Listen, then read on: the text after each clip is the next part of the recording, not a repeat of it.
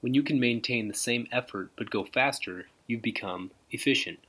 But when you can work less and still maintain speed, you've also become efficient.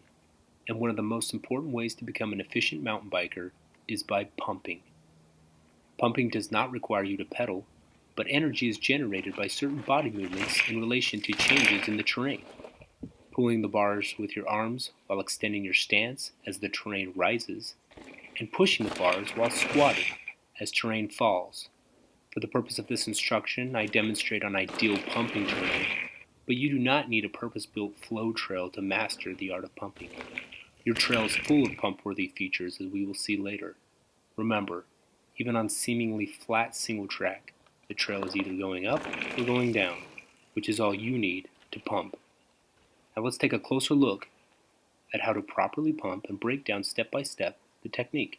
Your pumpable feature has three parts: a front side, where you meet the most resistance, an apex, which is a transitional phase, and a backside, where the least resistance is found and where you can take advantage of gravity. On the front side, you must make yourself as light as possible to counter resistance. At the apex, you transition from full extension to a neutral position, and on the backside, you must become heavy to take full advantage of gravity. To make yourself light, pull up on the bars, extend your legs, and bring your hips forward, like a deadlift.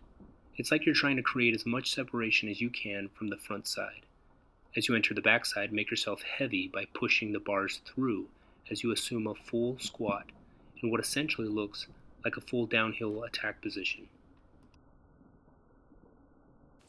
Light, heavy, pull up, push through, deadlift, squat, climb, downhill.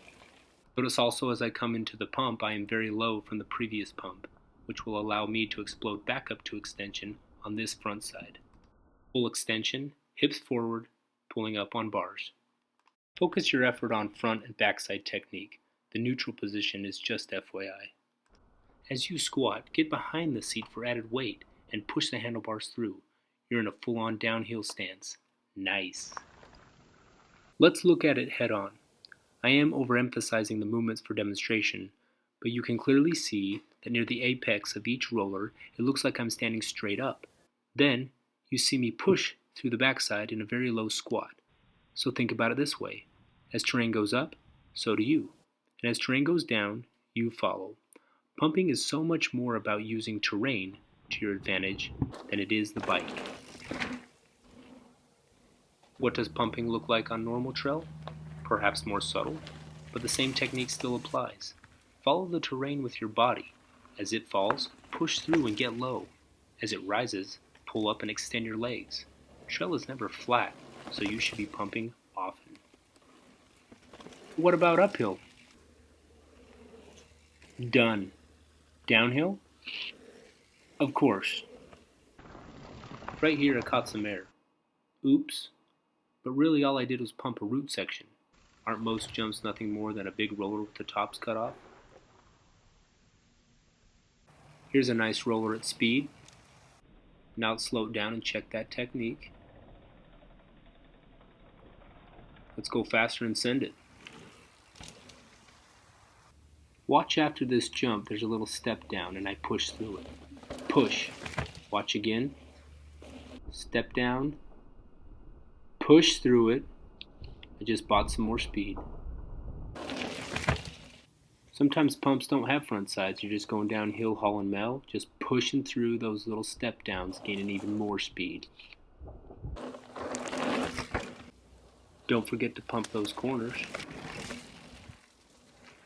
And finally, here's a pump with counter steer. The next time you go out to ride, pump it up. Look for some obvious features to session. Then, just ride at a slower pace and practice pumping everything: corners, logs, rocks, and roots. As you improve your pump, you will get faster, conserve energy, become more stable, and look cool. I'm Chris Daniels from SingleTracks.com. Happy shredding.